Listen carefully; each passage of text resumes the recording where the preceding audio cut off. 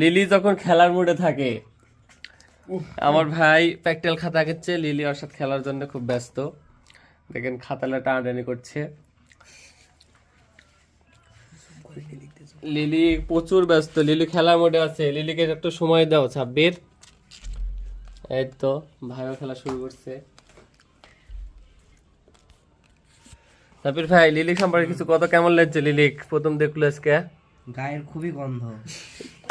গায়ের গন্ধ, লিলির কাছে গোসল করার লাগবে, গোসল করায়নি লিলির মালিক। সেও রোহানের গায়ের মতো গন্ধ। তো রোহানের সাথে তো রোহানের গায়ের গন্ধ দিতে পারবে, এটা স্বাভাবিক কথা।